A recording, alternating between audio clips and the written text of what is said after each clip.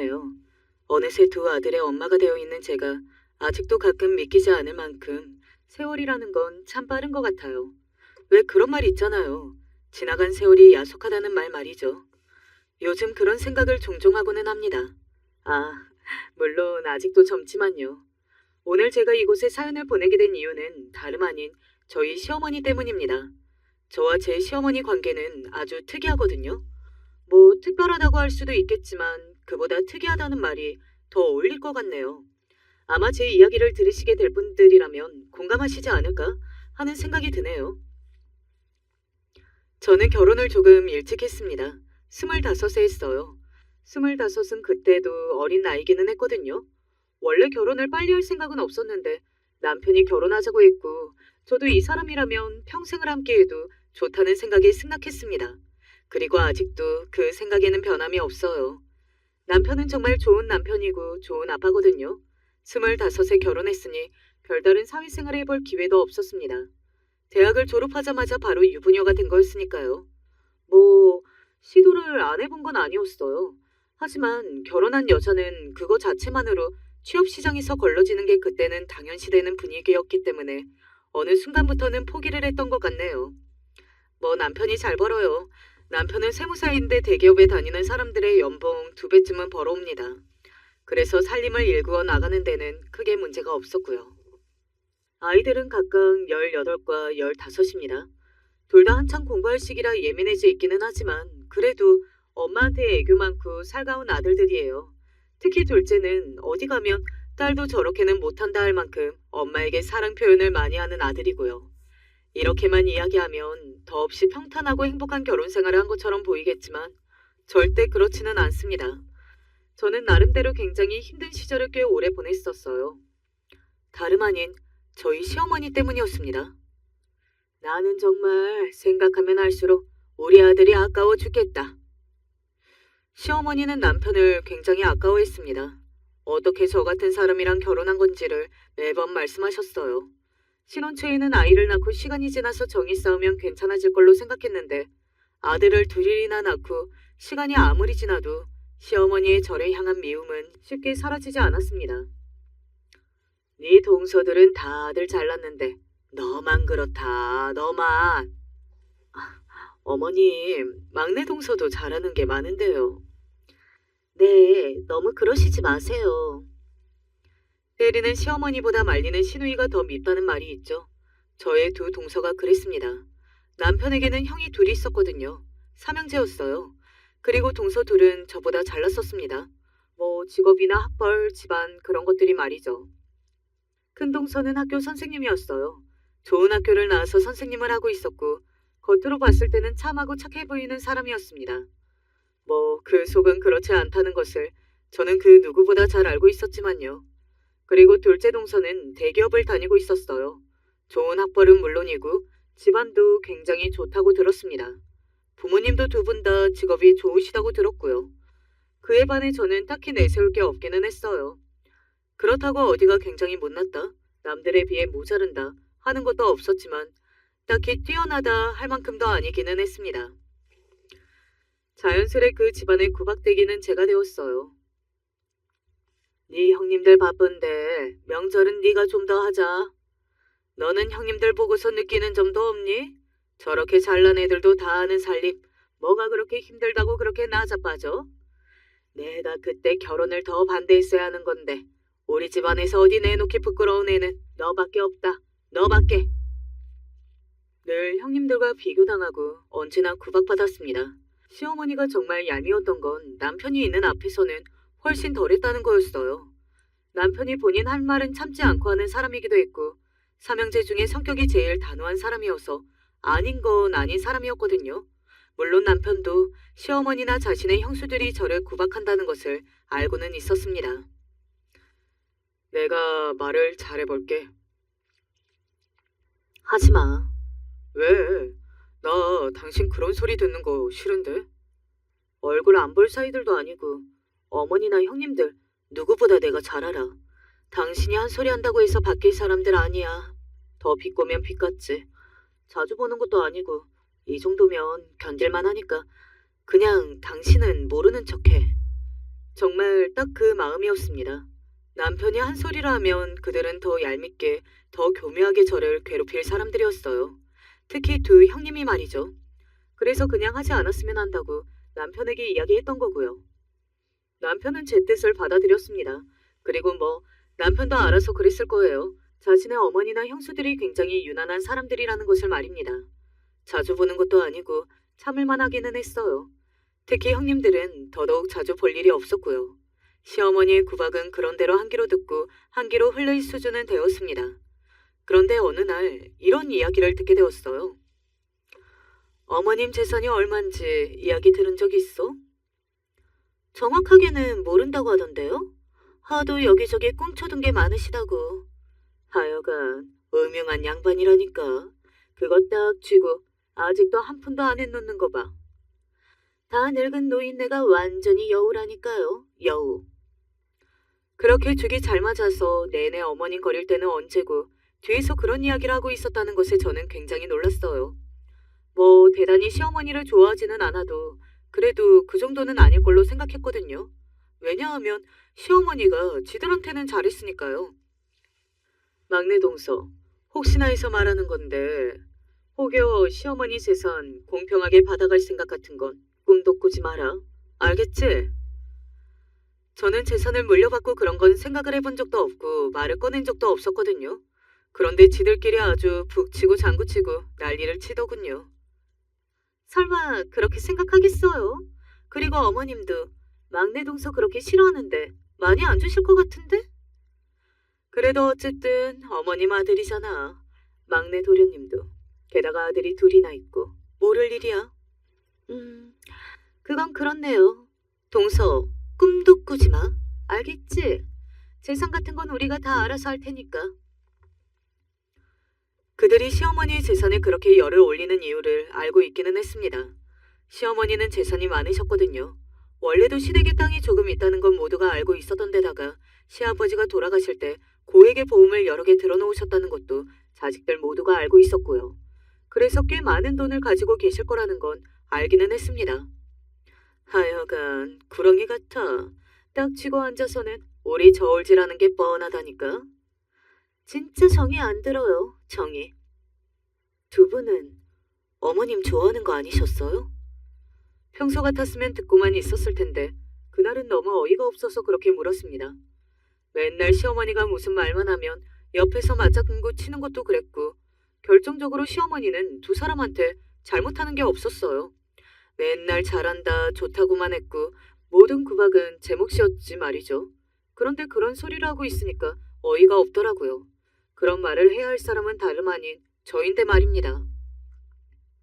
시어머니 좋아하는 며느리들이 어디 있어? 왜? 우리가 이런 말 했다는 거 어머니한테 가서 이르게? 헤헤이, 못 이르죠. 어머님이 안 믿을 텐데. 뭐 그거야 그렇지만 그래도 혹여 우리가 한 말 옮기지 마. 정말 가만히 안 있을 거니까. 알겠어? 그때 약간은 시어머니가 불쌍하다는 생각이 들었던 것 같아요. 이런 생각을 했다고 하면 사람들은 호구 등신이라고 하겠지만 저는 그랬습니다. 뒤에서 이런 말을 하는지도 모르고 그렇게 며느리들이 좋다고 아끼고 있을 시어머니가 말이죠. 그런데 그런 관계에 큰 변화가 오는 일이 하나 일어났어요. 나도 이제 나이가 많이 들었고 언제까지 재산을 다 이고지고 살 수는 없으니까 조만간 정리를 조금 할까 한다. 시어머니가 재산을 상속하겠다고 말씀하신 겁니다.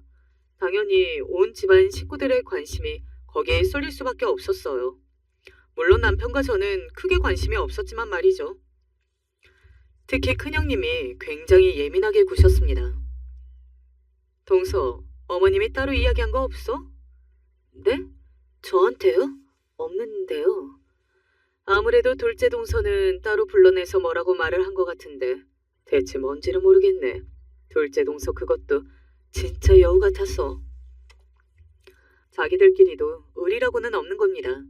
그동안은 그렇게 죽이 잘 맞아서 저를 구박해놓고는 정작 재산을 상속받을 시기가 되니 서로 한 푼이라도 더 받을까 견제하고 전전긍긍하는 그 모습에 사람에 대한 회의감 같은 게 들었던 것도 같네요. 그리고 상속도 수월하게 이루어지지 않았습니다. 너희 셋한테 똑같이 나누어줄 예정이다. 네? 사실 시어머니의 그 선택은 저도 놀라기는 했습니다. 그동안 세뇌를 당했던 건지 어떤 건지는 몰라도 저도 당연히 큰형님네가 가장 많은 재산을 주고 그 다음이 작은 형님네 그리고 마지막이 저희일 줄 알았거든요. 큰형님도 당연히 그렇게 생각하셨던 건지 굉장히 많이 놀라기는 하시더군요. 말까지 더듬을 정도로 말이죠. 아, 아니, 어머님, 저희가 큰 집인데. 나한테는 다 같은 아들들인데 큰 집이고 작은 집이 고가 무슨 문제가 있겠니? 둘째 말처럼 요즘은 제사를 지내는 것도 아니고 큰 집이라고 뭘 하나 더하는 것도 아닌데 모두 공평하게 똑같이 물려줘야 뒷말이 안 나오는 것도 맞다. 큰형님의 예상이 맞기는 했더라고요. 작은 형님이 뒤에서 어머님과 무슨 대화를 나눈 것이 분명했습니다. 큰형님은 바로 작은 형님을 노려봤고 작은 형님은 어깨만 으쓱할 뿐 큰형님을 바라보지 않고 이렇게 말했어요. 잘 생각하셨어요, 어머님. 요즘 같은 시대에 그러면 오히려 의만 상한다니까요. 그래, 네 이야기가 맞다. 내가 생각이 짧았더구나. 사실 저는 뭐든 아무런 상관이 없었거든요. 어차피 저희가 제일 적게 받아가는 줄 알고 있었으니까요. 사실 그것에 대한 불만이 크지도 않았습니다. 돈은 뭐 남한테 손 벌리지 않을 만큼은 충분히 있고 먹고 살만하니까요. 엄청나게 많지 않아도 행복할 수 있고요. 그런데 큰형님의 표정이 심상치 않기는 했습니다. 아니, 아무리 그래도 그건 아닌 것 같은데요. 뭐가요? 우리가 첫째인데 아무래도 좀 그렇지. 큰 집이라고 딱히 뭘 더한 것도 없으시잖아요. 사실 맞는 말이기는 했어요. 큰형님네는 첫째라고 딱히 뭘 더한다든지 한 건 없었습니다. 제사가 없는 집이기도 했고요. 오히려 시어머님이 어디 불편하시거나 하면 제가 구박을 들으며 수발을 들었지 말입니다. 동서, 말을 조금 서운하게 한다? 서운하게 뭐가 있어요. 다 맞는 말인데. 둘 사이가 빠갈라지는 순간이었습니다. 저는 그렇게 죽이 잘 맞길래 그래도 서로 친한 줄 알았는데 겨우 돈 몇 푼에 그렇게 갈라지더라고요. 정말 웃기죠. 이제 그 이야기는 그만해라. 그리고 이게 내가 너희한테 공평하게 물려줄 재산이다. 한 번씩들 봐. 시어머니는 그렇게 이야기하며 통장 3개를 건넸습니다. 저는 솔직히 그 안에 있는 금액을 보고 조금 놀랐거든요. 생각보다 많아서 말이죠. 3억이 넘는 돈이 들어있었거든요. 그런데 큰형님과 작은형님은 아니었던 모양이더라고요. 3억이요? 네? 3억이라고요? 누가 봐도 작아서 놀란 얼굴이었습니다. 3억이 넘는 돈을 한 집당 줬으면 합치면 10억이잖아요. 그리고 시어머니도 본인이 먹고 살 돈 정도는 따로 빼두셨을 거고요. 그건 굉장히 많은 돈 아닌가요? 내가 늙어 죽을 때까지 쓸 돈은 따로 빼놓고 다 너희한테 똑같이 나눠준 거다. 무슨 불만 있는 건 아니지? 시어머니도 어딘가 이상한 기운을 감지한 건지 어쩐 건지 그런 말을 하더군요. 그리고는 이렇게 덧붙이셨습니다. 니들 시아버지가 남기고 간 보험금이 6억 정도 되고 땅 판돈이 6억 정도 된다. 그리고 이 집까지 내 재산의 전부야. 그 땅을 6억에 파셨다는 말씀이세요? 값을 제대로 좀 못 받은 감이 있기는 하지만 그래도 그 정도면 괜찮은 거라고 했어. 그럴 리가 없을 텐데. 더 이상 땅 이야기는 하지 마라. 시어머니는 그 분위기가 불편했던 건지 어쩐 건지 그렇게만 말씀하시고는 언짢은 얼굴로 안방에 들어가 버리셨어요. 아마 평소라면 형님 두 분이 따라가서 시어머니의 심기를 살피고 풀어드리려 했겠지만 그날은 그런 것도 없었습니다. 전에 아무래도 삼촌 문제 어머님이 해결해 주신 것 같지? 그렇지 않고서야 이것밖에 없을 리가 없죠. 삼촌, 시어머니의 남동생이었습니다. 젊은 시절 사기를 당해서 아내한테 이혼당하고 혼자 사는 시어머니의 아픈 손가락이었어요. 제대로 하는 일 없이 여기저기 다른 여자들한테 얹혀 살면서 세월을 보내다가 또 사기를 당한 걸로 이야기를 살짝 전해 들었던 적이 있거든요. 시어머니가 자기 동생 이야기를 자식들한테 하는 것을 부끄러워하셔서 자세하게는 모르지만 말입니다. 아니 대체 얼마를 해결해줬길래 이것밖에 안 남았다는 거예요? 이 정도면 많은 거 아니에요? 저희 셋 합치면 10억인데. 막내 동서는 진짜 어떨 때 보면 멍청할 정도라니까. 정말 아무것도 몰랐어? 어머님 재산이 우리가 예측한 것만 대략 30억이었어. 한 집당 10억씩 와야 한다고 합쳐서 10억이 아니라. 사실 그 금액 정도 될 거라고는 생각하지 못했었거든요. 그래서 저도 놀라기는 했어요. 그리고 둘째 동서, 어머니한테 대체 뭐라고 했길래 공평 타령을 하시는 거야? 나 뒤에서 여우같이 어머니 설득하고 그랬던 거냐고? 뭐, 제가 틀린 말 한 거 있어요? 형님네가 뭘 더 하시길래 더 받아가느냐 하고요. 어머님을 따로 모시기를래 아니면 제사를 지내기를래 큰아들네 노릇한 거 하나도 없으면서 돈 받아갈 때만 큰아들이다 하시면 누가 그걸 따르냐고요. 뭐? 말 다 했어? 안에 어머님 계시는데 싸우지들 마세요. 제 그 말에 두 사람이 동시에 저를 노려보더군요. 너는 조용히 빠져있으라는 눈빛으로 말이죠. 그리고 그 두 사람의 싸움은 거기서 끝나지 않았습니다. 앞으로는 안 그러는 척하면서 뒤에서는 수작 부리는 거 진짜 너무 치졸하다고 생각하지 않아? 사람이 이렇게 앞가지가 달랐어? 평소에는 말도 못 꺼내시게 하시잖아요. 그리고 요즘 형님처럼 큰아들 하는 사람이 어디 있어요? 막상 본인도 그렇게 생각 안 하면서 다 재산 때문인 거 누가 몰라? 뭐? 말 다 했어? 덜 있으면 어쩌실 건데요? 야! 그리고 그때였어요. 시어머니가 안방문을 열고 나오셨습니다. 다 듣고 계셨던 거예요. 하긴 그렇게 큰 목소리로 떠들어대는데 못 들으시면 그게 더 이상한 거죠. 니들 지금 이게 다 무슨 짓이냐? 어? 더 너희들한테 실망하게 할 거야? 주려던 것도 다시 뺏게 만들지 마라. 결국 시어머니의 입에서 그 말까지 나오고 나서야 두 사람은 입을 다물었습니다. 저는 한편으로는 시어머니가 조금 불쌍하다는 생각도 들었어요. 그간 저런 며느리들을 잘났다고 끼고 돌면서 믿었던 게 말입니다. 뭐 속으로는 정말 어떻게 생각했을지는 몰라도 말이죠. 저 보기에도 조금 민망하지 않을까 하는 생각을 하기도 했고요. 그리고 그 이후부터 두 형님의 태도가 정말이지 180도 달라지기 시작했습니다. 그렇게 예민하지 않은 저한테도 너무 심하게 느껴질 정도였어요. 보름 뒤 어머님 생신이잖아요. 이번에도 다 같이 밖에서 식사하실 거죠? 식당은 제가 예약할까요? 그걸 왜 나한테 물어? 네? 원래 늘 큰형님이 어디로 예약하면 좋겠다고 먼저 의견을 내셨거든요. 그리고 미리 가격을 공지하고 새 집에서 똑같이 나눴고요. 큰 집이라고 더 하는 것도 없다는데 이제는 정말 안 하려고. 둘째 동서한테 전화해서 물어봐. 자기가 알아서 하겠지. 그렇게 말하고서는 전화를 끊더군요.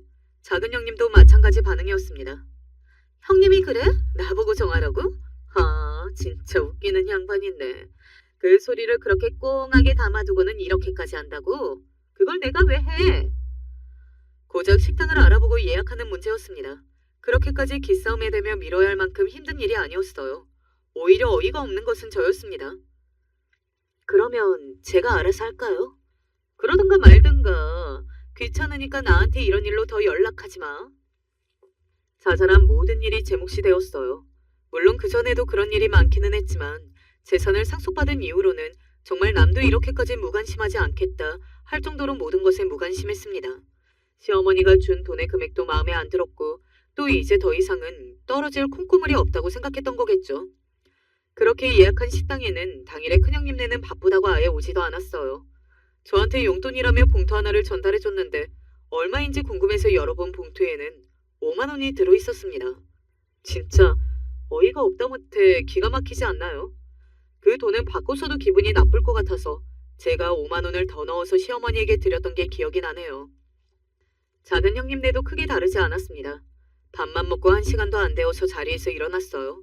그리고 선물이라고 준비해온 화장품도 1년 전 시어머니의 선물에 반의 값도 안 되어 보였고 말이죠. 그냥 모든 것에 마음과 성이라는 게 없었습니다.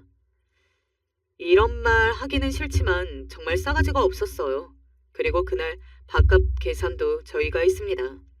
큰형님네는 자기들이 가서 밥을 먹은 것도 아닌데 왜 해야 하는 거냐고 하지 않으셨고 작은 형님네는 연락을 아예 무시했고 말이죠. 그 돈이 아깝다는 게 아니라 그 두 사람이 괘씸했던 것 같네요. 그 와중에 시어머니는 이렇다 저렇다 할 말씀이 없으셨습니다. 원래 시어머니의 성격 같아서는 한 소리 버럭 지를 법도 한데 아무 말도 하지 않고 말 그대로 쥐죽은 듯이 계셨던 것 같아요. 그래서 내심 삼촌에게 재산을 엄청나게 떼어준 게 맞나 보다. 그래서 자식들 눈치를 살피나 보다. 그런 생각을 했던 것 같습니다. 뭐 자식들 입장에서 그게 서운할 수는 있지만 어떻게 보면 그건 시어머니의 돈이었고 시어머니는 본인의 돈을 자유롭게 쓸 수 있는 자격이 있는 거잖아요. 그래서 저는 돈을 많이 받지 못해서 기분이 나쁘고 배신감이 들고 뭐 그러지는 않았거든요. 그러던 어느 날이었습니다. 제대로 한번 난리가 난 날이 있어요. 그때가 김장 시즌이었거든요. 원래 김장을 다 같이 하기는 했어요. 제가 제일 먼저 나가면 다 늦게 두 형님들이 와서 거드는 척만 하고 김치를 나누어 가져갔지만요. 김장하러 다들 오거라.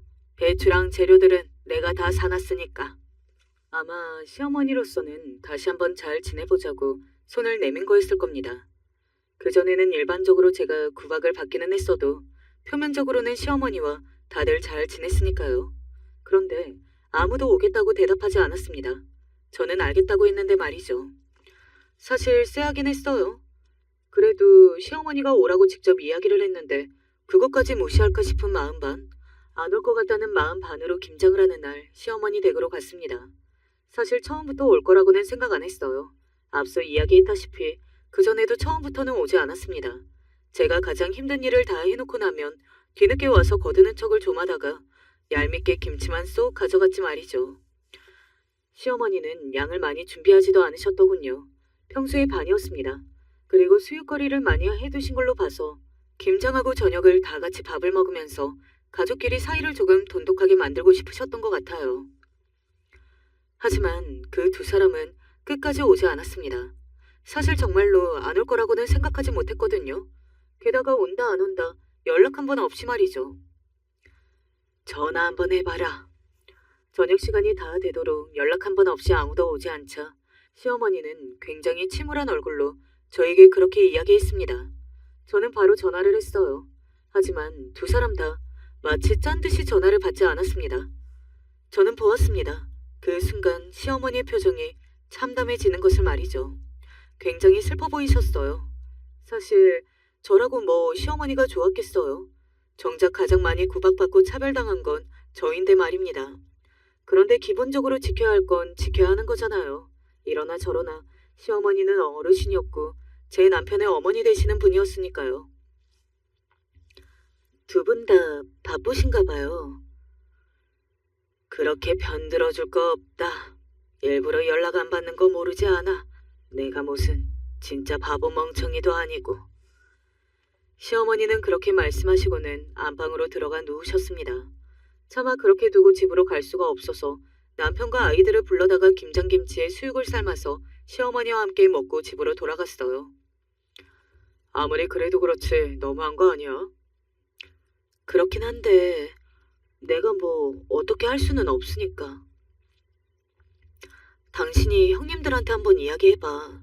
그래도 형님들하고는 말이 조금 통할 수도 있잖아. 한번 보자고 해야겠네.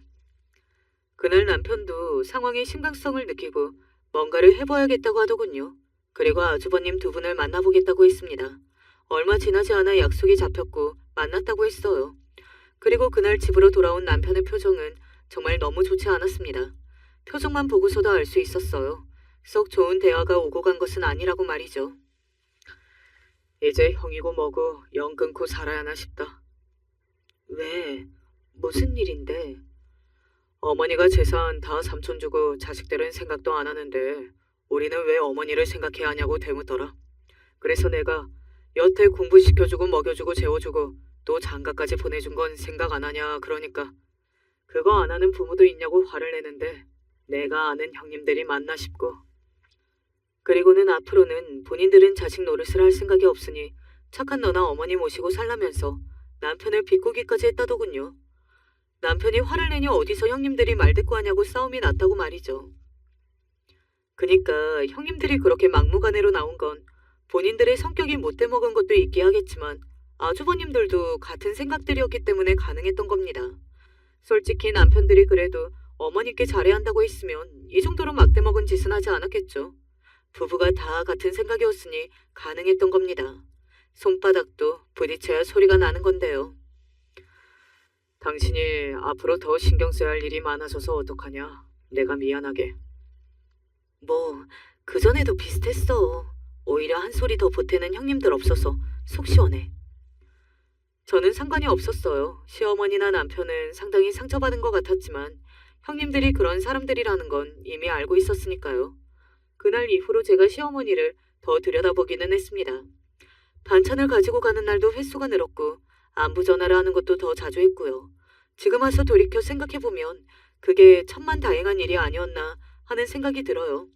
만약 그렇지 않았으면 시어머니를 더더욱 늦게 발견했을 테니 말이죠. 그날은 새로운 반찬을 들고 시어머니 댁에 간 날이었습니다. 어머니! 화장실 앞에 쓰러져 있는 시어머니를 보고 놀라서 뛰어 들어갔어요. 곧장 119를 불렀고 응급실로 갔습니다. 그런 경험은 정말 처음 해보는 경험이었기 때문에 손발이 다 달달 떨리더라고요. 조금만 더 늦게 발견하셨으면 정말 큰일 날 뻔했어요. 다행히 목숨에 지장이 없으십니다. 출혈 부위도 빠르게 잡았고요. 뇌 출혈이라고 했습니다. 나이가 있으신 분들에게는 종종 일어나는 일이라고 말이죠. 발견이 빨리 되어서 다행이지 아니었으면 큰일이 났을지도 모른다는 말에 심장을 쓸어내렸던 기억이 있네요. 의사는 뒷말을 덧붙였습니다. 그런데 그게 문제가 아니라 검사를 하던 와중에 뭘 하나 발견을 했는데 의사가 어렵게 입을 떼더군요. 전신의 사진을 다 찍었는데 종양으로 보이는 뭔가를 발견했다고 말이죠. 종양이면 암인 거잖아요. 그때 다시 한번 심장이 철렁했던 것 같습니다. 조직 검사를 해봐야 알 것 같기는 하지만 모양이나 위치 같은 게 암일 확률이 커 보이기는 해요. 일단 검사를 해보시죠. 결과가 나오기 전까지는 남편과 시어머니에게는 말하지 말아달라고 했어요. 그리고 결과가 나왔습니다. 아니길 소망했던 것과 달리 암으로 판정이 났어요. 입원 기간도 길어질 테고 받는 치료도 다를 테니 시어머니에게도 남편에게도 비밀로 할 수는 없었어요. 그래서 말했습니다. 남편은 굉장히 충격을 받았지만 정작 당사자인 시어머니는 그다지 놀라지는 않으셨어요.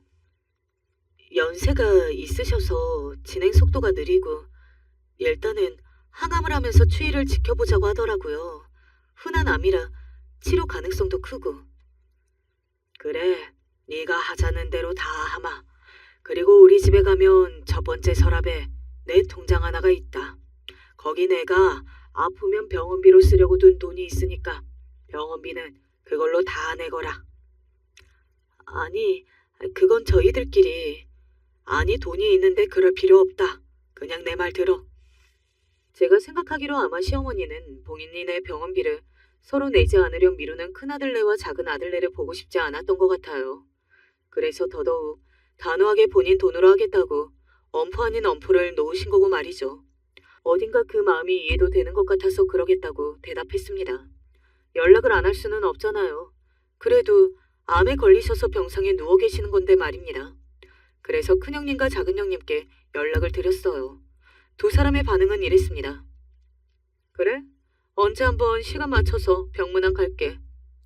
큰형님은 뭐래? 아니 저게 어디가 시어머니가 암에 걸렸다는 게 할 말이냔 말입니다. 누구 남 아파서 병문안 가냐고요. 정말 어이가 없어서 뭐라고 대답을 해야 할지도 모르겠더군요. 그래서 그냥 마음대로 하라고 했습니다. 어차피 그 두 사람에게서 간병 같은 건 기대도 하지 않았어요. 그래도 어르신이 아프시다는데 병문안이라도 바로 올 줄 알았습니다. 그런 소식을 들었으면 바로 다음 날에는 와야 하는 거 아닌가요? 그런데 제 전화를 받고 일주일이 넘어서야 같이 왔어요. 그것도 굉장히 귀찮다는 얼굴을 하고서는 말이죠. 어머님 좀 어떠세요? 뭐 아직은 견딜만 하다. 얼굴 보니 아직은 괜찮아 보이시기는 하시네요. 아니 그게 얼마 전에 암 판정을 받은 엄마한테 할 소리냐고요. 저게 무슨 소리냐? 하는 얼굴로 남편과 제가 기겁을 하는 사이 시어머니가 조심스럽게 입을 여섰습니다. 막내가 입원한 날부터 지금까지 고생이 많다. 저를 두고 한 말이었어요. 제가 거의 붙어서 내내 간병을 하고 있었거든요. 니들도 돌아가면서 병원에 좀 와라. 혼자 고생할 수는 없잖니. 머뭇거리면서 말씀하셨습니다. 본인도 엄청나게 고민했겠죠. 이것들이 또 그걸로 지랄 연병을 떨지 않을까. 또 그 모습을 보면서 자신이 상처받은 것도 걱정이 되었을 테고 말입니다. 하지만 시어머니는 그쯤에는 제 눈치도 조금 보고 계셨거든요. 그래서 저를 생각해서 하신 말씀이기는 할 겁니다. 그리고 예상대로 난리가 났어요. 큰형님과 작은형님이 바로 정색을 했거든요. 그렇게 티가 나게 표정이 구겨지는 것도 제주라면 제주일 것입니다. 어머, 어머님, 제가 어떻게 간병을 해요? 학교는요? 회사 일이 얼마나 바쁜데 간병할 시간이 어디 있어요. 그런 건 집에서 살림하는 막내 동서가 하는 게 맞죠? 그런 두 사람을 시어머니가 가만히 보다가 말을 이었습니다. 매일 오라는 게 아니라 일주일에 하루 이틀은 얘도 쉬는 날이 있어야 할 거 아니냐. 매일매일 막내한테 다 맡길 수는 없잖니. 시어머니는 나름 감정을 삼켜가며 말씀하시는 것 같았습니다. 큰 소리가 나지 않게 말이죠. 그리고 서운한 티도 덜 내려고 노력하시는 것 같았고요. 솔직히 얼마나 서운하셨겠어요. 아니, 일주일에 한 번이라고 해도 이 사람도 주말에만 일을 안 하는 건데 쉬어야 하지 않을까요? 재수 씨가 잘하는 것 같은데 그냥 맡기시고 가끔 간병이 있으세요? 어머님 쓰실 돈 따로 빼두셨잖아요. 남편이 주먹을 불끈 쥐는 게 느껴졌습니다. 아니 그게 아파서 병상에 누워있는 자기 엄마한테 할 말이냐고요. 제 기준 그 정도면 폐륜이나 다름없다고 생각합니다. 아니 어머니가 아파서 누워 계시는데 모시라고 한 것도 아니고 고작 일주일에 하루 간병하러 오라는 것도 이렇게 못하겠다고 미루는 자식들이 어디 있어요? 어머, 막내 도련님, 진짜 큰일 날 말을 하시네? 모시긴 누가 모셔요? 혹시나 저희더러 나중에 모시라고 하지 마세요. 큰아들이라고 더 받아온 것도 없는데. 결국에는 다 그거였습니다. 아마 시어머니는 후회하셨을 거예요. 재산을 그렇게 빨리 다 물려준 것을 말입니다. 가끔 병문안이나 올게요. 뭔 간병이에요. 간병 있으세요? 그냥. 그리고 나중에 정 힘드시거든 요양원 가시면 되잖아요. 요즘 시설 좋은 건 많아요. 예전 같지도 않고. 네, 요즘은 진짜 잘 되어 있어요. 어설프게 저희 간병이나 받느니 그런 곳 가서 전문가들 간병 받는 게 나아요. 속이 훤히 보이는 그 말에 제가 다 화가 나더라고요. 아니, 아픈 사람을 앞에 두고 너무하잖아요. 그래서 욱해서 말했습니다. 모시라고 안 할 테니까 그만들 가보세요. 아프신 분 앞에서 이게 뭐 하는 짓들이세요? 그 나이 먹고들 안 부끄러우세요? 뭐? 동서, 지금 말 다 했어? 덜 했으면 어쩔 건데요. 간병하라고도 모시라고도 안 할 테니까 그냥 가보시라는 말이잖아요. 사람 열받게 하지 말고. 어머머, 말하는 것 좀 봐. 그것 좀 간호했다고 유세 떨어? 유세 떤 적도 떨 생각도 없지만 그렇다 한들 아무것도 안 하는 형님네들보다야 제가 떨만하지 않을까요? 여기서 다들 한마디만 더 하시면 동네방네 확성기 들고 재산 받아가 놓고 아픈 부모님 모른 척하는 자식들이 여기 있다고 고래고래 소리 지르고 다닐 테니까 그런 줄 아세요. 제가 그렇게 말하자 뭔가 더 말을 하려고 하던 그 네 명의 입이 다물리더군요. 사람이 부끄러운 줄 알아야 할 거 아니야. 그 말을 마지막으로 그들을 병실에서 다 내보냈습니다. 시어머니가 불쌍했어요. 그래도 낳아주고 키워주고 다들 결혼까지 잘 시켜놨더니 돈 받아가고 태도가 이렇게까지 바뀌는 자식들이라니 말입니다. 뭐 시어머니가 저한테야 못했어도 그들한테는 잘했거든요. 그들은 적어도 그러면 안 되는 거였습니다. 아가, 고맙다. 시어머니는 어느 순간부터 울고 계신 것 같더라고요. 마음이 아파져왔습니다. 그냥 최대한 옆에서 잘 모셔야겠다고 생각했어요. 뭐 그 이후로는 저한테 딱히 싫은 소리를 하신 적도 없었고 말이죠. 그런데 그 다음 날이었습니다. 시어머니가 갑자기 옷을 갈아입고 나갈 채비를 하시는 겁니다. 제가 놀라서 물었어요. 어머니, 아직 퇴원하시면 안 되는데요. 의사 선생님한테 다 허락 다 받았다. 퇴원이 아니라 잠시 외출이야. 너 나랑 오늘 갈 곳이 있다. 같이 좀 가자. 그렇게 간 곳은 다름 아닌 변호사 사무실이었습니다. 그곳에 저를 왜 데려가는지 모르겠다는 얼굴로 시어머니를 바라봤어요. 안으로 들어서자 이미 약속이 되어 있는 듯 안내를 받았습니다. 그러고는 시어머니가 저를 향해 이렇게 말했어요. 아가, 그동안 내가 정말 죽을 죄를 지었다. 너한테 미안한 게 너무나 많구나. 하고 말이죠. 솔직히 그렇게 본격적인 사과를 받을 거라고는 생각해보지 못했거든요. 그래서 많이 놀랐던 것 같아요. 다 지난 일인데요, 뭐. 저는 괜찮으니까 너무 마음에 담아두지 마세요. 라고 이야기했습니다. 사실 완전히 다 괜찮은 건 아니었지만 그래도 아프신 분 마음이라도 편하게 해드리고 싶었어요. 제 이야기를 들은 시어머니가 제 손을 잡고서는 이렇게 말을 이어가셨습니다. 오늘 여기에 오자고 한 건 내 남은 재산을 정리하기 위해서다. 유언장도 다시 작성해야 하고. 남은 재산이 없는 건 아니었잖아요. 시어머니가 본인 쓰려고 남겨둔 돈도 있으셨고 무엇보다 지금 사시는 집도 다 재산이고 말이죠.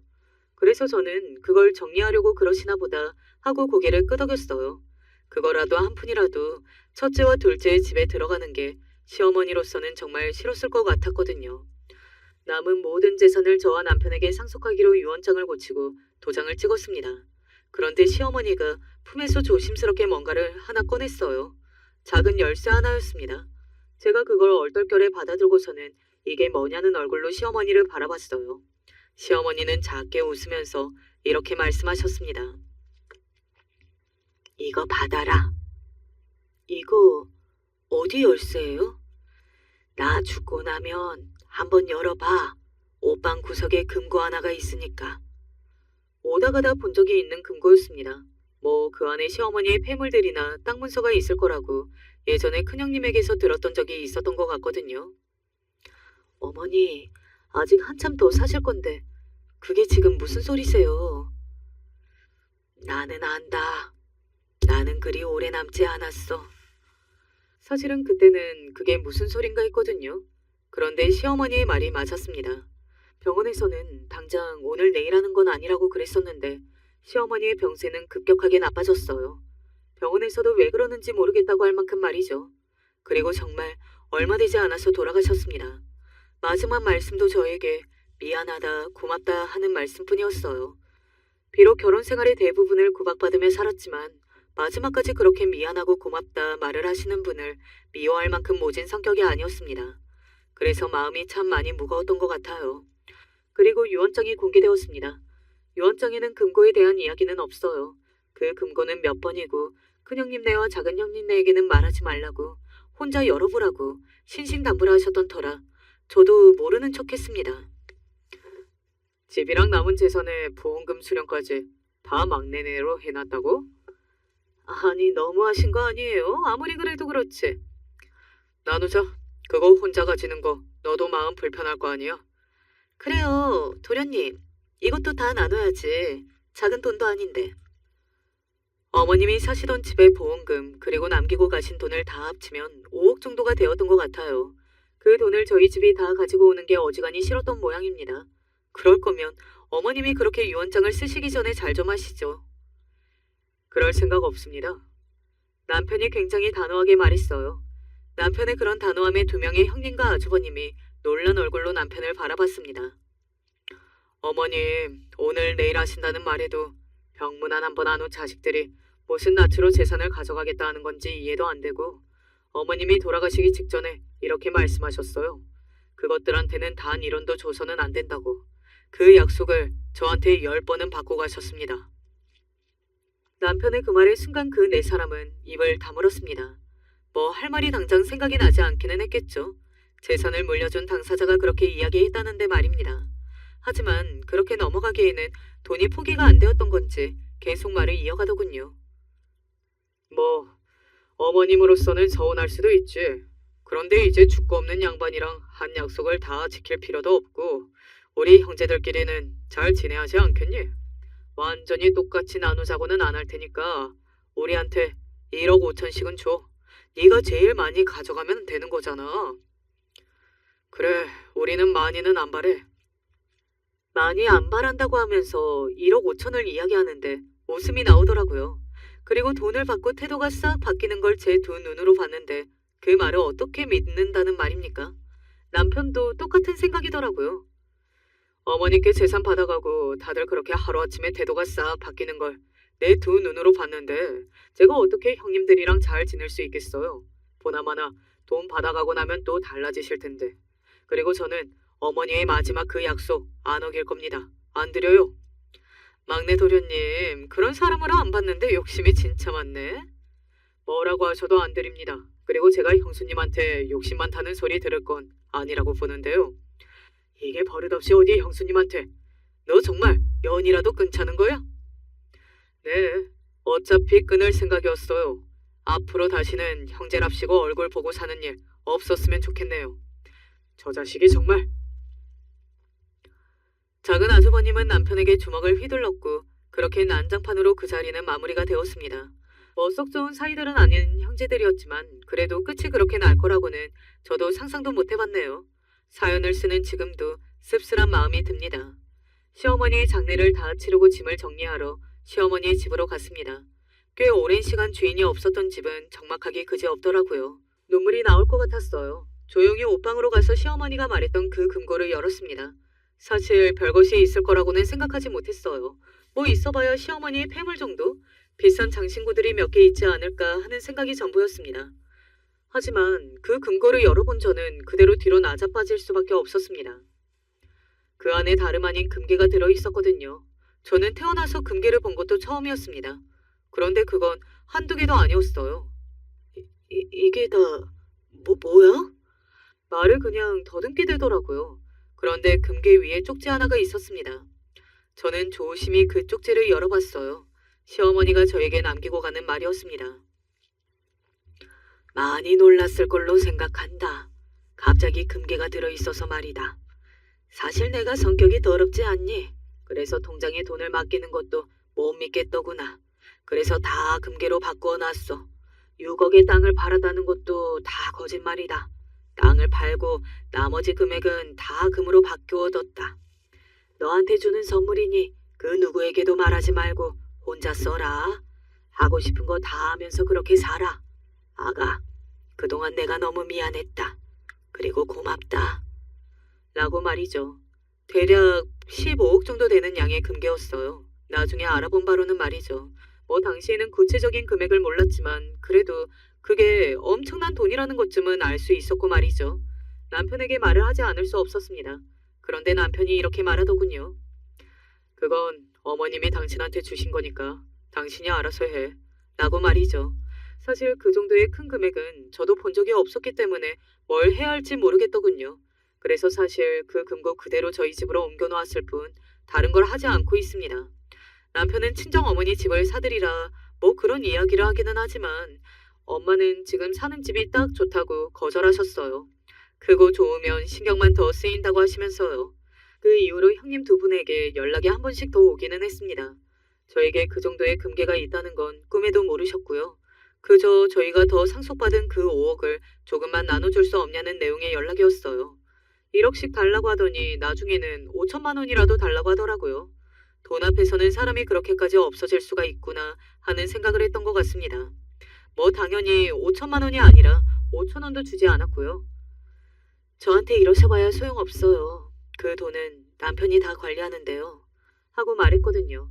그랬더니 더는 저에게 연락이 없었습니다. 남편이 제가 신경 쓸까봐 따로 말해주지 않았는데 아주버님 두 분이 남편에게 주기적으로 연락이 오는 것 같기는 했어요. 아니 그 인력이 없다고 큰일 나는 사람도 아닌 사람들이 욕심 한번 더럽게 많다는 생각이 들었습니다. 그런 사람들이 이 금괴의 존재를 알게 되면 눈이 돌지 않을까 싶어서 더더욱 숨겨야겠다 하는 생각을 했고 말이죠. 아마 끝까지 시어머니에게 잘했다면 이 금괴까지 싹 다 나누어 상속받았겠죠. 그러면 그들이 전에 이야기했던 것처럼 집안당 10억씩 상속받은 셈이 되었을 거고요. 지금은 우리 집만 23억을 상속받은 게 되었네요. 아마 이 사실을 안다면 그들의 성격에 복장이 뒤집힐 겁니다. 모르는 게 나을 수도 있겠네요. 그들을 위해서도 저희를 위해서도 말이죠. 마음을 곱게 먹고 정직하게만 살아도 언젠가 알아주는 이가 생기고 복도 찾아오는 것 같다는 생각이 듭니다. 뭐 의도를 하고 그렇게 산 건 아니지만 결과적으로는 그렇게 된 셈이니까요. 이럴 때 보면 심성을 곱게 써야 한다는 게 맞는 것 같기도 해요. 제 이야기는 여기까지입니다. 길다면 긴 이야기인데 여러분이 어떻게 들으셨는지 모르겠네요. 저는 제 이야기만 하는 동안 재밌었는데 여러분도 재밌게 들어주셨다면 더없이 감사할 것 같습니다. 이제 그만 사연을 줄일게요. 마지막까지 들어주셔서 감사합니다. 늘 건강하고 행복하세요. 안녕하세요. 늙은 나이에 인생을 통달한 것 같은 느낌이 듭니다. 제 사연을 들어주시고 옆에 계신 분과 서로 도우며 행복한 삶을 사시길 바랍니다. 아직 늦지 않았습니다. 지금부터 긴 제 이야기를 해보겠습니다. 자식 4명 키우느라 정말 많이 고생했습니다. 게다가 결혼 과정부터 시부모님 반대가 엄청 심해서 결혼을 하는 것도 엄청 애를 먹었는데 아니나 다를까 결혼을 하고 나서는 시부모님 시집살이에 아주 등골 휘는 줄 알았습니다. 심지어 그런 시집살이를 시어머니 혼자 시킨 것도 아닙니다. 시아버지까지 제 시집살이를 시키는데 여념이 없었습니다. 그냥 밥해라, 빨래해라, 청소해라 정도면 저는 이걸 시집살이라고 이야기도 안 했을 겁니다. 저런 집안일 시키는 건 기본 중에 기본이라 그다지 기분 나쁘고 힘들 것도 없었습니다. 문제는 시어머니, 시아버지 두 분 모두 저를 무슨 몸종처럼 부렸다는 것이죠. 언제 한 번은 이런 날도 있었습니다. 시아버지가 갑자기 방으로 들어와 보라고 그래서 무슨 일인가 했더니 본인이 중요한 친구들이랑 약속이 있는데 옷을 골라달라는 이야기였습니다. 한 번도 그런 걸 저한테 시킨 적이 없어서 얼떨떨한 마음으로 알겠다고 하고 이것저것 옷장에서 최대한 시아버지에게 어울릴 법한 옷들만 골라서는 입어보라고 말씀을 드렸는데 제가 옷을 골라드릴 때마다 이러시더군요. 젊은 애가 이렇게 보는 눈이 없어서 지금 나한테 그런 거적대기나 입고 가라는 거야? 중요한 사람 만나는 거라고 말했어 안 했어? 어쩜 이렇게 제대로 할 줄 아는 게 없나? 정말 내가 너 이 집안의 며느리로 들이는 거 반대 안 했던 게 천추의 한이다. 한이야. 시아버지는 정말 한마디 한마디가 가슴에 빗으로 꽂힐 만큼 독설을 날렸습니다. 저는 주눅이 들고 당장이라도 시아버지 방을 나가고 싶었지만 마음대로 나갔다가는 어떤 불호령이 떨어질지 몰랐기에 애써 웃는 얼굴로 욕을 바가지로 먹어가며 시아버지 옷을 골라드려야 했습니다. 그 노릇 30분을 넘게 했는데 결국 시아버지는 본인이 스스로 고른 옷을 입고선 말하더군요. 이런 거라도 잘할까 싶어서 맡겨본 내가 미쳤지. 나갔다 올 테니 집안일 잘하고 있어라. 그렇게 시아버진 혀를 있는 대로 차고 저를 무시한 채 밖으로 나갔습니다. 그래도 시아버지는 시어머니보다는 나았습니다. 시어머니는 처음 절 봤을 때부터 못마땅한 눈빛으로 훑더니 저와 제 집안을 비하했어요. 네가 우리 창모랑 결혼하려는 애라고? 아가씨 미안하지만 난 아가씨가 영 마음에 안 드는데 고졸도 아니고 중졸이라 들었는데 내가 아무리 우리 아들이 좋아하는 여자라 해서 좋게 봐주래도 중졸이 뭔가 중졸이 집안끼리 수준이 맞아야 하는데 그것도 아니고 나는 적어도 우리 아들이 사자 들어가는 직업의 여자가 아니면 만나주려 하지도 않았어. 아들이 통 사정해서 아가씨를 만나준 거라고. 이 정도면 내가 하는 말 알아들었겠지? 정말 상처가 되는 말뿐이었기에 전 그때 남편과의 결혼을 다시 고려해보아야 했습니다. 근데 남편이 시어머니를 설득하고 저와 결혼 못하면 안 되겠다고 고집을 부리는 바람에 저도 당시엔 좋아하는 마음 하나로 결혼을 하게 되었죠. 그때부터 고생길 시작이었어요. 시어머니는 온갖 집안일 대소사에 저를 어떻게든 써먹으려 하셨어요. 거의 몸종 부리듯 말이죠. 그것도 고맙단 말 한마디 없이 저를 이리 부르고 저리 부르시면서 넌 어쩜 제대로 하는 게 하나 없니? 내가 음식할 땐 늘 정성이라고 강조했지 않았니? 하시며 잔소리를 해댔습니다. 심지어 저를 똥개 훈련시키는데 달인이셨어요. 틈만 나면 여자 혼자 들기 힘든 무거운 물건을 옮기는 일을 시켰죠. 예, 내가 중요한 물건을 좀 빠뜨렸는데 그것 좀 가지고 얼른 와라. 네, 어머님. 차라리 정말 까먹어서 놓고 가신 거였다면 번거롭고 귀찮기는 했어도 그게 서럽지는 않았을 거예요. 하지만 어느 날 충격적인 대화를 엿듣곤 그 진실을 알 수 있었어요. 알고 보니 시어머니는 본인이 까먹고 물건을 놓고 간 게 아니라 저를 부려먹기 위해서 일부러 놓고 가는 거였습니다. 언젠가 그거에 대해서 시아버지랑 이야기하는 걸 우연히 들었거든요. 여보, 난 걔 솔직히 우리 집에서 하는 일도 없는데 가만히 있을 게 꼴보기 싫어서 일부러 이런 짓이라도 시켜 먹어야 속이 후련해. 정말 너무도 충격적이었어요. 그때 처음으로 이혼이란 걸 생각했고 짐을 쌌습니다. 남편에게도 통보를 했고요. 집을 나가겠다고요. 여보, 나는 도저히 못 참겠어요. 이 집안에서 며느리로 사는 건지 종으로 사는 건지 모르겠다고요. 나 나갈래요. 당신이랑도 끝이에요. 하지만 그때 남편이 절 붙잡으며 다신 어머님이 제게 그런 일을 시키지 못하겠다고 약속을 하더군요.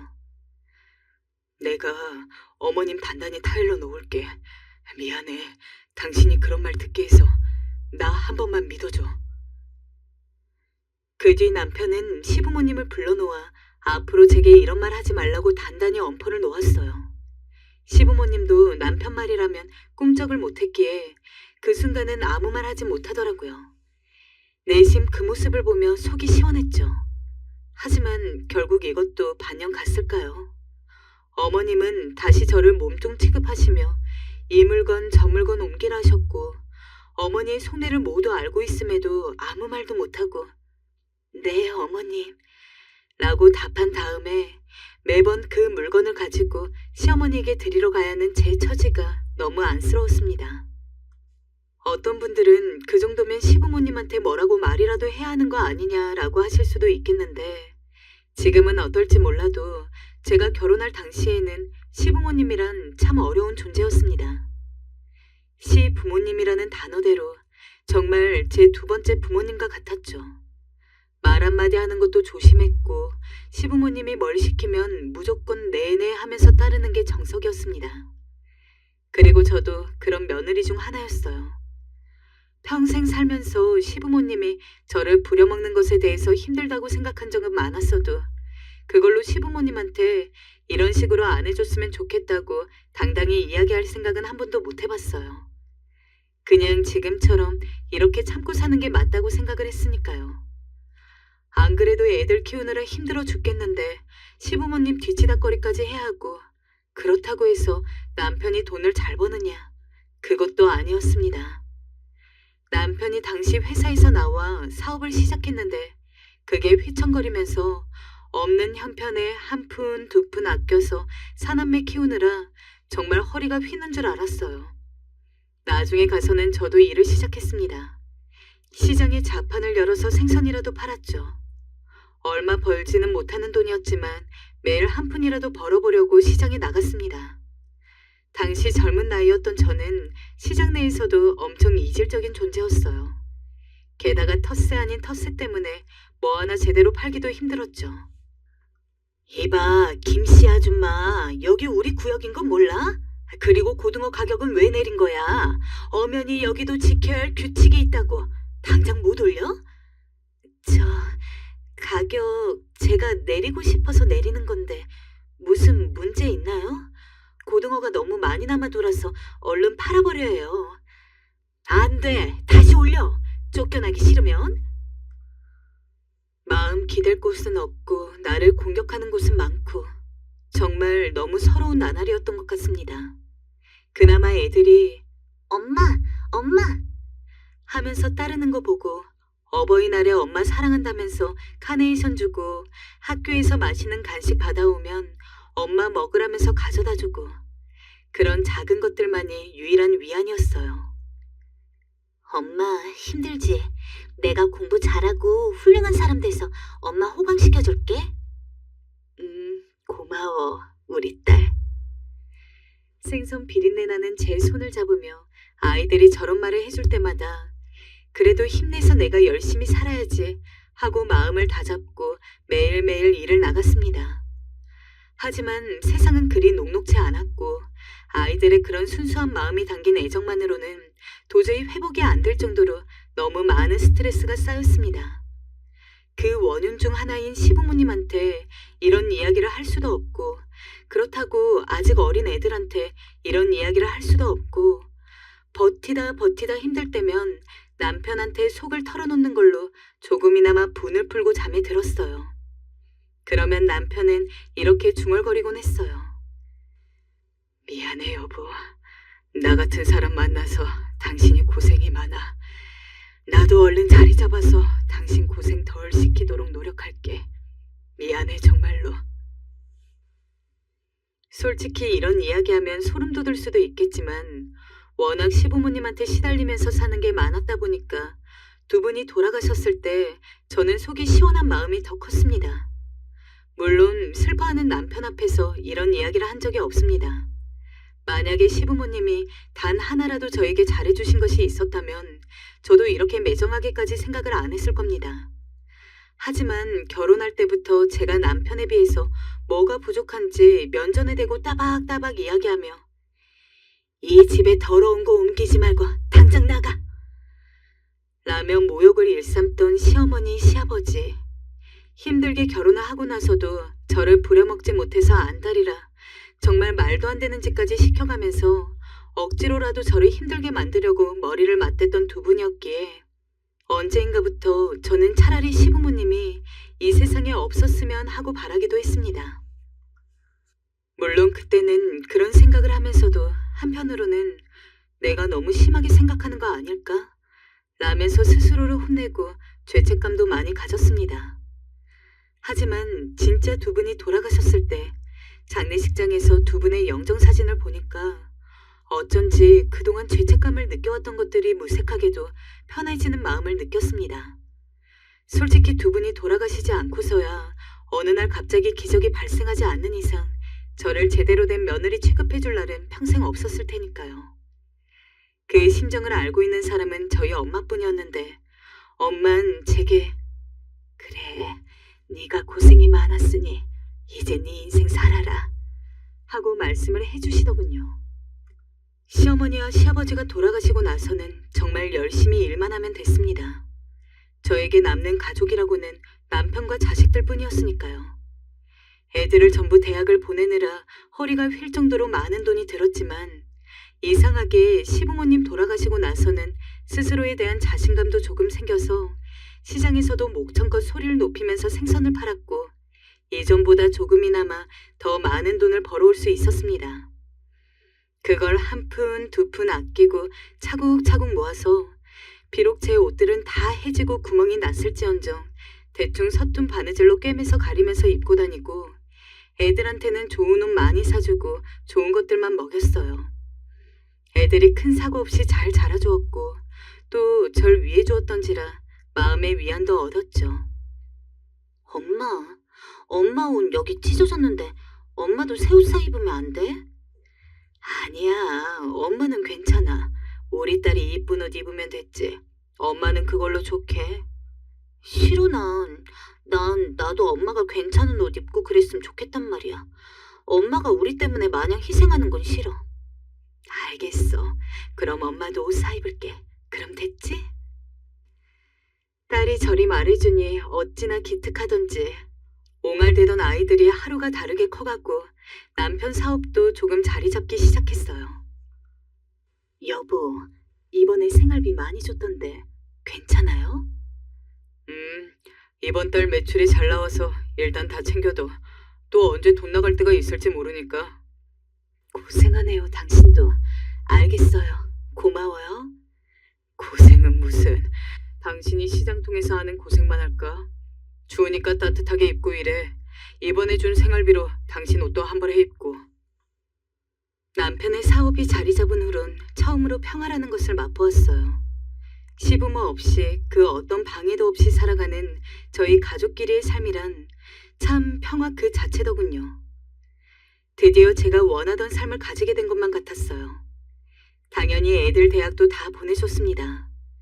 막내가 마지막으로 대학을 가던 날이 얼마나 속이 후련하던지.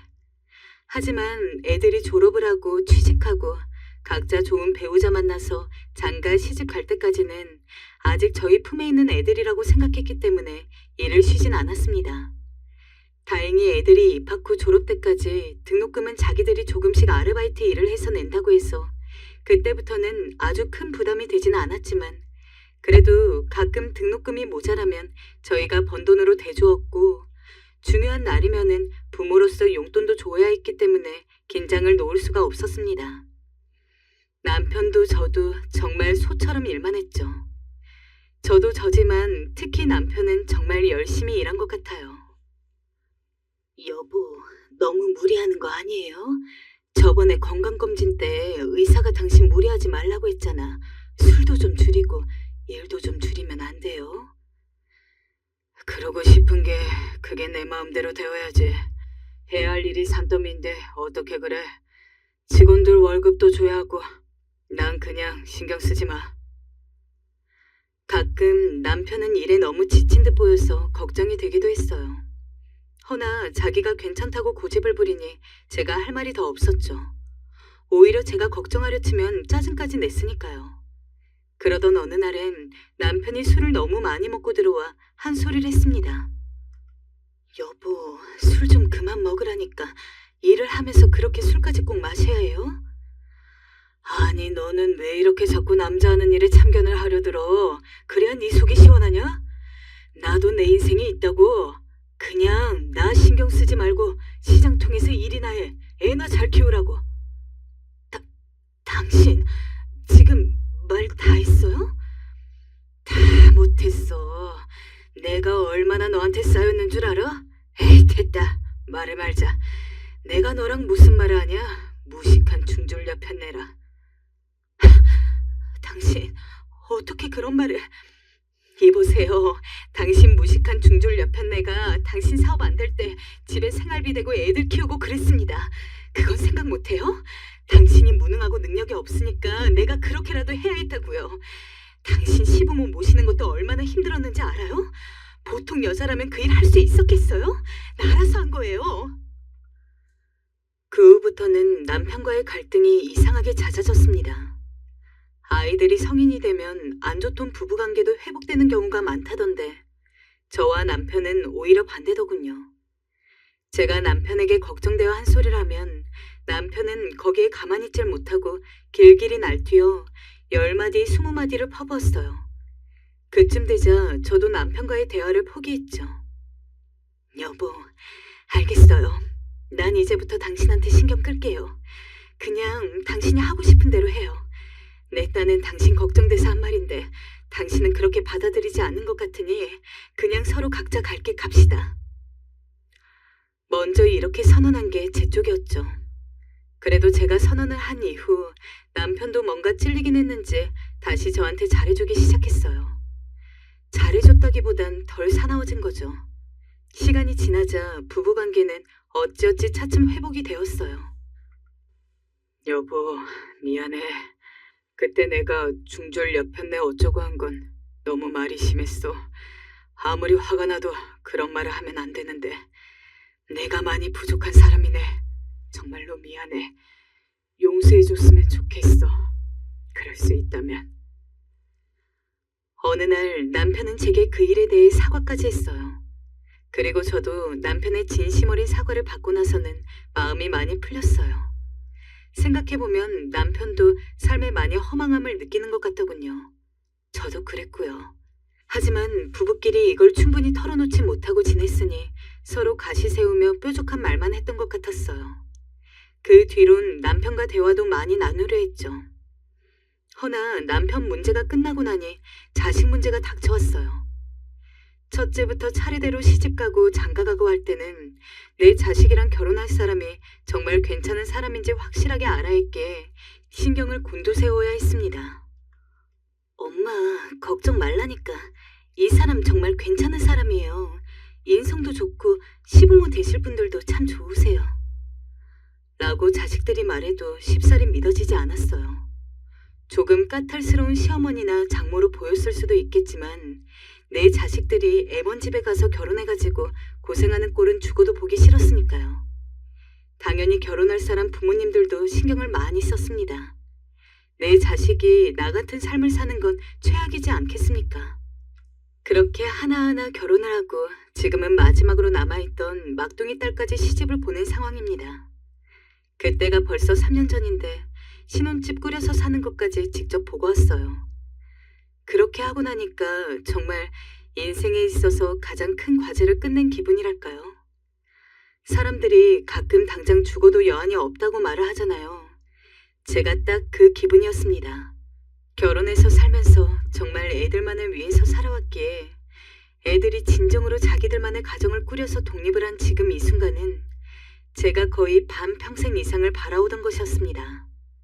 그동안 남편이나 저나 본인들 인생은 없이 살아왔기 때문에 저는 이제 더 이상은 애들한테 크게 신경 안 써도 되는 만큼 남편과 남은 여생을 편안하게 보내고 싶었습니다. 하지만 이상하게 막내가 시집을 간 뒤부터 남편이 저를 대하는 태도가 묘하게 달라졌어요. 여보, 우리 제주도로 여행 가기로 했잖아요. 같이 가요. 내가 비행기 티켓 예매해 놓을게요. 거기 바다도 깨끗하고 볼 것도 많대요. 당신 등산 좋아하니까 우리 산도 같이 타요. 미안한데 여행 갈 거면 당신 혼자서 다녀와. 난 피곤하니까. 평소 남편은 한 번씩 화를 내서 그렇지 조용한 성격이었습니다. 그리고 제가 뭔가 하자고 제의를 하면 한 번도 거절한 적이 없었어요. 웬만하면 제가 하자는 대로 해주었어요. 여보, 피곤해요? 왜 그래요, 요즘? 아니, 그냥 일도 많고 쉬고 싶어서 그래. 관심 꺼. 거기다 말투도 다시 예전처럼 사나워졌고요. 둘만 남게 된 순간부터 남편은 제가 여행을 가자고 해도 싫다고 하고 오랜만에 외식할 겸 밖에서 밥을 먹게 나가자고 해도 싫다고 하고 제가 하자고 하는 모든 것에 반기를 들더라고요. 처음에는 정말 그동안 애들 키우느라 힘들었던 것 때문에 늦은 피로라도 몰려오는 건가, 막내 시집 보내고 쓸쓸해서 기분이라도 타는 줄 알고 알겠다고 하고 아무 말도 안 했습니다. 하지만 그런 행동을 한 달, 두 달, 세 달 가까이 보는데 이건 저한테 화난 게 있는 게 아닌 이상은 도저히 이해가 안 되더라고요. 하지만 이상하게 남편에게 지금 상황에 대해서 이야기를 꺼내보려고 해도 어쩐 일인지 쉽게 말을 내뱉기도 어려웠습니다. 남편 분위기가 평소와 달라서 그랬을까요? 그냥 혼자서 대체 무슨 일일까 하고 생각을 하면서 남편이 이전처럼 돌아오기만을 바라고 있었는데 막내가 결혼을 하고 딱 반년째의 일이 생겼습니다. 그날은 오랜만에 막내네 신혼집에 가는 거였기 때문에 저나 남편이나 한껏 꾸며서 들렀어요. 사위랑 이야기도 하고 오랜만에 보는 막내랑 잘 지내는지 자녀 계획은 있는지 소소한 질문들도 나누며 시간을 보냈죠. 당시 막내가 일이 너무 바빴어가지고 다른 자식들에 비해서 전화로 연락을 하기도 힘든 상황에서 간만에 얼굴 본 곳이라 그런지 더 반갑고 기뻤습니다. 생글생글 웃는 얼굴로 택시를 타고 남편과 집에 가는데 남편은 어쩐지 어두운 얼굴이었죠. 그때쯤에는 이미 저 역시 남편이 그런 태도를 보이는 것에 대해서 그러려니 하고 있었기에 큰 신경을 쓰지 않았습니다. 하지만 집에 도착한 남편은 무언가 단단히 결심했다는 얼굴로 불이 나게 방에 들어가더니 하얀 서류를 하나 가지고서 제게 내밀었습니다. 이혼 서류였습니다. 아무래도 우리 지금이라도 헤어지는 게 좋을 것 같아. 이제 애들도 다 시집장가 보냈으니까 갈라서자고. 뭐라고요? 아니, 왜요? 아닌 밤중에 이게 무슨 홍두깨인지 황당했습니다. 갑자기 이혼이라니. 게다가 저희가 만약에 한창 때의 젊은 부부였으면 말도 안 합니다. 저희 나이가 각각 70대 초반인데 아무리 요즘 세상에 늦게라도 이혼하고 새 인연 찾는 사람이 많다지만 그래도 그렇지 이 나이에 이혼하는 사람이 있으면 얼마나 있겠습니까? 게다가 남편은 성격상 절대로 이혼을 이야기할 사람 자체가 아니었습니다. 그래도 그 당시 태어난 남자들에 비해서 가부장적이지는 않았지만 남들 시선을 중요시했기 때문에 멀쩡히 잘 살고 있는 상황에서 갈라서자는 생각을 할 만한 사람이 아니었거든요. 그리고 다혈질이고 한 번씩 막말을 하거나 화를 내긴 했어도 가정을 소중히 생각하는 사람이었어요. 그게 좋아서 결혼을 했고 한평생 죽을 때까지 남편과 헤어질 일 없다고 장담했습니다. 아니, 그런 생각 자체를 하지 않았어요. 그런데 갑자기 무슨 이유로 이렇게 이혼을 하자고 하는 건지. 보통 이런 상황이면 다른 분들은 남편이 바람을 피운 거 아니냐, 다른 여자가 있는 거 아니냐 의심을 하셨을 텐데 저는 그러지 않았습니다. 아무리 봐도 남편은 그럴 위인이 안 됐거든요. 차라리 그런 의심이 들었다면 화가 나는 것과는 별개로 저렇게 구는 게 이해가 되었을 겁니다. 하지만 분명히 바람도 뭣도 아닌 것 같은데 갑자기 이혼을 하자니까 제 입장에서는 너무 얼떨떨했죠. 처음에는 이 양반이 나이 먹고서 갑자기 장난이라도 늘었나 싶었습니다. 하지만 진심이더라고요. 미진이까지 결혼시켰으니 이제 내 인생 살고 싶어. 나 그동안 40년간을 참고 살았어. 당신의 말투 그리고 푸념 이젠 그만 좀 듣고 싶어. 여보, 내가 당신한테 푸념했다고요? 내가 당신 시부모 모시고 사느라 힘들어서 그랬던 거잖아요. 당신도 잘 알잖아요.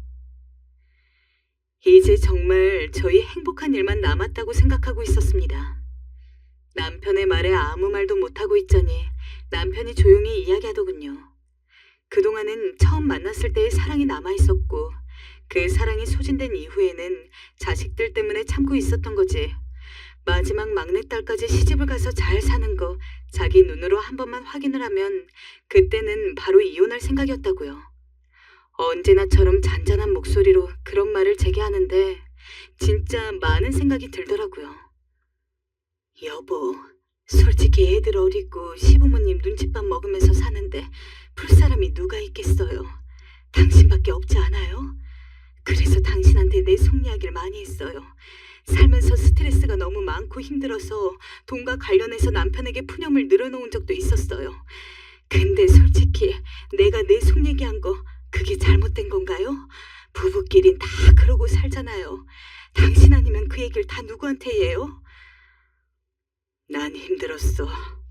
당신이야 한두 번 말하면 되는 거지만 듣는 사람 입장에선 짐이었고 스트레스였어. 여보, 그래요. 내가 말투가 좀 쏘아붙이고 투기도 하고 화가 나고 힘들 때면 세게 말을 나가는 것도 다 인정을 해요. 나도 젊었을 때는 참 순진하고 소녀 같았죠. 근데 이렇게 힘든 인생을 살다 보니까 사람이 언제나 착하고 순진하게 살 수가 없어요. 난 뭐가 되었던 아무리 돌이켜보아도 당신이 이렇게 오랜 시간 약 40년가량 참을 정도로 내가 심했다고는 인정할 수가 없어요. 그리고 왜 처음부터 말을 안 했던 거예요? 하다못해 고쳐달라고 이야기만 한 번 했었어도 내가 노력이라도 하지 않았겠어요? 노력을 한다 해도 어차피 당신은 당신 성격대로 돌아왔을 거야. 나랑 당신 처음부터 안 맞은 사람들이었어. 근데 부부의 정으로 어찌어찌 산 거지. 이제 서로 좀 놓아주는 게 나을 것 같아. 난 다 놓고 싶어. 저는 솔직히 당신 남편이 제 말에 대해서 고분고분 들어주는 것도 본인 성격 때문인 것도 이유가 있겠지만 제가 자기 부모님 때문에 고생하는 거 알아서 어느 정도는 그 힘듦은 이해해주기 때문에 그렇게 가만히 있던 거라고 생각을 했습니다. 그래서 괜히 푸념을 하고 투정을 부리면서도 내심 남편한테 고마워하고 있었어요. 하지만 남편은 전혀 그런 마음이 아니었던 거죠. 그냥 언제 이혼할지 시간을 재고 있었을 뿐. 기껏 애들 다 키워서 시집 장가 보내고 둘이서 오붓하게 여행 좀 다니고 지금이야말로 행복하게 기분 좋게 살아보려고 하니까 갑자기 이게 무슨 일인지. 난 당신이랑 절대 이혼 못해요. 고집이라면 고집일 수 있겠지만 절대로 남편과 이혼하기 싫었습니다. 안 된다고 하니까 남편은 본인이 자기 먹고 살 작은 돈만 빼고 집이든 뭐든 다 줄 테니까 이혼만 해달라고 사정사정을 하더라고요. 대체 뭘 얼마나 참았길래 이렇게까지 구나 싶어서 어이가 없었지만 꼭 참고 남편한테 정 그러면 혼자라도 여행을 다녀와 봐요. 마음 정리하고 나면 괜찮아지지 않겠어요? 라고 제안했지만 남편은 무조건 이혼만을 원했습니다. 더 이상 저를 사랑하지 않는다고, 그동안은 자식들 때문에 버텼지만 이제는 더 이상 그러고 싶지 않다고. 그 간절한 얼굴을 보는데 그때서야 조금 받아들일 수 있겠더라고요. 남편이 저에게 정이 떨어졌다는 것을요. 하지만 그러면서도 마음 한편으로는 남편이 다시 마음을 고쳐먹을 수 있다고 생각했습니다. 그래서 정말 1년간을 옥신각신 다투었습니다. 이혼을 한 해에 만회하면서 말이죠. 그러던 어느 날 남편과 싸우는데 남편이 저에게 이런 말을 하더군요. 마치 절 상처 주기 위해 작정이라도 한 것 같았어요. 그런 간단한 문제가 아니야. 한마디로 이젠 당신한테 정이 떨어졌어. 당신 밥 먹는 것만 봐도 꼴 보기가 싫어. 뭐라고요? 꼴 보기가 싫다고요? 당신 숨소리 듣는 것도 숨냄새 맡는 것도 싫고 고통스러워. 숨 막혀 답답해. 근데 내가 왜 이런 고통을 겪으면서 당신과 살아야 해? 우리 이제 자식들도 다 잘 사니 서로 떨어져 살아도 되잖아. 굳이 남은 여생 당신과 함께 보내고 싶지 않아. 여보, 어떻게 그런 심한 말을... 그러니까 이혼해주면 되잖아. 왜 시간을 끌어서 이런 말까지 나오게 해? 그 이야기를 듣곤 너무 충격을 받았어요. 이젠 안 되겠다 싶었습니다. 게다가 자식들 역시 이혼에 찬성을 했죠. 솔직히 너무 마음이 허했습니다. 남편이 이전에 이야기했던 대로 집이랑 뭐랑 다 제 명의로 돌려놓고 이혼을 했기 때문에 사는 것은 걱정이 없었습니다. 하지만 늘 남편과 둘이 있다가 혼자 있는 건 너무도 두려웠어요. 집이 어쩜 그렇게 넓은지 너무 외로울 것 같았어요. 정말 매일 밤마다 내가 뭘 잘못했다고 이러는 걸까? 대체 남편이 이렇게까지 쌓인 이유가 뭘까 생각해봤습니다. 하지만 아무리 되뇌이고 되뇌어도 상황이 저를 그렇게 만든 것인지 제가 잘못한 게 아닌데 이혼은 너무한 게 아닌가 라는 생각으로 이어졌습니다. 그러던 어느 날 여기서 더 충격적인 일을 겪게 되었습니다. 남편이 숨겨왔던 비밀 하나를 알게 된 것이었죠. 그날은 남편과 이제는 정말 이혼해야겠다고 생각하며 집 정리를 하고 있었어요. 근데 남편의 서랍 속에서 약봉지 하나를 발견했어요. 마침 남편이 들어왔고 전 무슨 약을 먹고 있는 거냐고 따져 물었어요. 아무리 봐도 그냥 넘어가선 안 될 것 같았거든요. 여보, 나한테 숨기는 거 있죠? 말해봐요. 뭔데요? 그게 사실은... 남편은 말을 못하고 주춤거리다 이내 말을 이었어요. 15년 전에 내가 미국으로 출장 간다고 했던 거 기억나? 3개월 동안 기억 안 날지 모르겠지만 실은 그때 산에 잠시 들어갔었어. 일 때문에 스트레스도 너무 많았고 사는 게 너무 지쳤어. 당신한테 말하지 않았던 건 이미 고생스러운 당신 걱정시키고 싶지 않아서였고 그래서 출장 간다고 둘러댔던 거야. 이미 나는 많이 지쳤어. 사는 것에도 애들 키우는 것에도 죽는다 생각하니 마음이 편했을 정도로. 이혼 생각은 그때 이미 하고 있었어. 애들 다 시집 장가가면 혼자 산속에서 나무집 하나 짓고 자연 속에서 편안하게 살겠다고. 나 그 생각하며 그 힘으로 살아왔어. 그러다 며칠 전에 건강검진 받았는데 시한부 선고를 받았어. 고통스럽게 생명 연장시키느니 이젠 혼자가 되어 자유롭게 살다 떠나고 싶어. 그러니 이제 날 좀 놓아줘. 내가 부탁할게. 나 그냥 세상과 떨어져 혼자 살고 싶다. 전 남편의 그 말을 듣고 바닥에 엎어져 오열하고 말았습니다. 남편이 아팠던 줄도 몰랐고 시한부 선고를 받은 줄도 몰랐죠. 아마 그 말이 아니었다면 저는 평생 동안 남편이 일방적으로 저를 버린 것이라고 생각하고 원망을 했을 겁니다. 그렇게 전 남편의 소원대로 합의 이혼을 하게 되었습니다. 그래, 당신 이제 내가 놓아줄게요. 당신 붙잡은 거 순전히 내 욕심이었어요. 저흰 그간의 세월을 뒤로하고 합의 이혼을 했고 남편과 합의 이혼을 하고 반년 정도 지났을 때 꿈을 하나 꿨어요. 젊을 적 남편과 제가 나오더군요. 신기하게도 저는 남편 시점에서 저를 바라보고 있었습니다.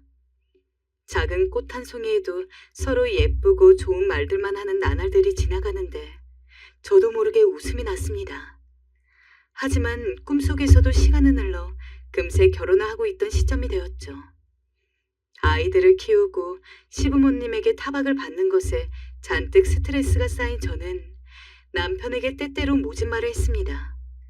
그리고 꿈속에 저는 남편에 대해서 그 모진 말들을 모두 묵묵히 받아들이고 있었죠.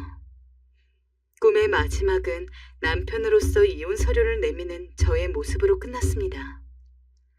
악몽을 꾼 것처럼 숨을 헉헉 들이키면서 잠에서 깼는데 그게 잊혀지지가 않더라고요. 사실 말이 꿈이지 그동안 저는 몰랐던 남편의 속응어리를 볼 수 있었던 느낌이었습니다. 물론 그런 식으로 나오면 남편의 마음을 어림짐작하게 되었어도 제가 완벽하게 잘못했다고 생각하지 않았습니다. 하지만 남편이 어떤 이유로 그렇게까지 간절하게 제게 이혼을 원했는지는 이해하게 되었죠. 저의 잘못이 없지 않은 만큼 남편에게 참 미안한 마음이 많이 들었어요. 그리고 그 미안함에 너무도 눈물이 많이 났어요. 최소한 사과라도 하고 싶어서 연락하려고 했습니다. 하지만 남편은 그마저도 반기지 않았습니다. 어떤 이유든 상관없으니 나한테 연락하는 일 없으면 좋겠어. 우린 끝났으니 말이야. 그렇게까지 강하게 부정당한 것은 처음이었습니다. 다른 사람도 아닌 남편에게 말입니다. 남편이 저로부터 마음이 떠났다는 것은 알고 있었지만 설마 사과하려고 연락한 것에도 이렇게까지 저를 대놓고 싫어한다고 티를 낼 줄은 몰랐다고 해야 하나요? 아픈 남편이 걱정되어서 뭐라도 챙겨주고 싶었는데 남편은 그마저도 싫다고 하더군요. 그냥 당신이 얘기했던 대로 각자 갈 길 갑시다. 그게 서로한테 좋을 듯하니. 여보, 당신이 걱정이 돼서 그래요. 그 몸을 어찌 살려 해요. 내 도움 받으면 안 돼요? 그만 끊을게. 전화기도 이제 없을 거야. 남편의 모진 말과 함께 끊긴 전화를 멍하니 붙들고 있었습니다. 제 삶에 회의가 들더군요. 이 나이 먹고 대체 어떻게 해야 좋은 인생을 살 수 있을지를 곰곰이 생각해 보았습니다. 몇 날 며칠을 밥도 제대로 안 먹으면서요. 남편에게 다시 연락해서라도 사과의 말을 전하고 싶다가도 결국 사과도 내 마음 편해지려고 그런 것이 아닌가. 정작 남편은 내 사과조차 받기 싫은 게 본심일 텐데 혼자서 아무리 고민해도 답이 나오지 않는 상황에서 머리만 붙들고 있다가 문득 부처님을 무척 깊게 믿는 친구 하나가 생각이 났습니다.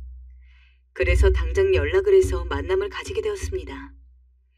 그 친구는 다른 이유지만 저처럼 여러모로 힘든 삶을 살았는데 부처님에게 불공을 드리면서 마음의 평온을 얻었다고 자주 이야기했습니다. 그래서일까요? 저도 이 세상에 혼자 남은 것 같은 외로움과 힘듦을 느끼고 있자니 그 친구가 떠오르더군요. 부처님을 믿으면 너도 나처럼 편하게 살 수 있을 거야. 무교였고 그간 애들 키우는 게 힘들기는 했어도 절대적인 존재에 매달려야 할 만큼 힘들지는 않았던지라 처음에는 그렇게 귀담아 듣지 않았지만 이상하게 지금 상황이 오니까 분명 그때랑 같은 말이었음에도 불구하고 친구의 조언들이 세세하게 떠오르더라고요. 어차피 텅 빈 집에 혼자 있어봐야 외롭긴 하고 자식들이랑 사는 것도 아닌 만큼 그냥 부처님한테 불공이나 드리면서 살자는 쪽으로 마음이 기울었습니다. 덕분에 친구 따라서 절을 자주 갔고 지금은 저도 엄연히 불교 신자라고 할 수 있을 만큼 부처님을 깊게 믿게 되었어요. 물론 가끔은 충동이 들기도 했어요. 지금이라도 늦지 않지 않았을까. 비록 남편이 그렇게 매몰차게 이야기했어도 내가 미안하다고 매달리면 못 이기는 척 져주지 않을까. 남편을 옆에서 보살펴주고 싶은데 하지만 그런 생각을 할 때마다 부처님을 보며 저를 다스렸어요. 더 이상 제 욕심을 부리면서 남편을 힘들게 하지 말자고 말이죠. 그러던 어느 날 남편의 부고 소식을 듣게 되었습니다. 예상했던 소식이지만 어찌나 가슴이 무너지던지 저는 남편의 마지막을 보며 남편에 대한 그리움, 미안함, 여러 가지 복합적인 감정으로 펑펑 눈물을 쏟았어요. 얘들아, 내 탓이다. 내가 네 아빠를 너무 힘들게 했어. 엄마, 그게 무슨 말이에요? 내가 너무 모질게 굴었다. 조금이라도 그 사람 마음을 알아줬어야 하는데 너무 외롭게 만들었다. 다 부족한 내 잘못이야. 아이들은 제 말을 이해하기 힘들어했지만 전 계속해서 미친 여자처럼 미안하단 말을 퍼부으며 엉엉 울었어요. 남편과 헤어진 지 꽤 오랜 시간이 지난 지금은 자주 갔던 절 근처에서 지내고 있는데 너무 마음이 편하고 좋아요. 집은 전보다 작아졌고 애들 사는 곳과도 멀어져서 이전보다 자주 만나지는 못하지만 속세로부터 벗어나서 자연과 가까운 곳에서 매일매일 남편한테 사죄하는 마음으로 살고 있습니다. 그리고 늦은 나이긴 하지만 참 스님이 되고 싶다는 생각도 듭니다. 나이도 먹고 늙은 데다가 이제 와서 새 남자를 만나고 싶다는 마음도 없으니 다른 사람 만나기는 힘들겠지만 저는 이렇게 혼자 살더라도 고생한 남편은 늦게라도 하늘에서 편안하게 잘 살았으면 해요. 그러나 지금처럼 가끔씩 남편과 함께 살던 시간을 떠올리며 그때를 잠시 그리워하는 정도는 용서해 주었으면 합니다. 모쪼록 제 이야기를 들으신 여러분들은 아무리 힘들고 짜증나는 일이 있더라도 배우자를 자신의 감정을 무조건 받아주는 존재로만 생각하지 마시고 소중히 아껴주고 사랑해 주시길 바랍니다. 지금까지 이야기 들어주셔서 감사하고 오늘도 평안한 하루 되시길 바래요.